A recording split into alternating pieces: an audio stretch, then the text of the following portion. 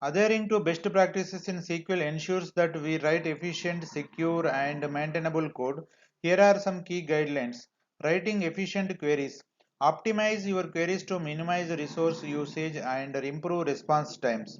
Use indexes, limit the data retrieved, and avoid unnecessary calculations. Preventing SQL injection. Always use parameterized queries or prepared statements to prevent SQL injection attacks and protect your database from unauthorized access. Regular maintenance and backup. Perform regular database maintenance tasks such as optimizing tables, updating statistics, and taking backups to ensure data integrity and availability. Readability. Write SQL code that is easy to read and understand. Use meaningful aliases. Format code consistently and add comments when necessary.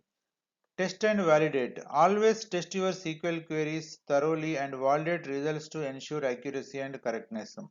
Following these best practices ensures that your SQL code is robust, reliable, and optimized. By maintaining clean, secure, and well-performing databases, you will be better equipped to handle data-related challenges and make informed decisions based on accurate and trustworthy information.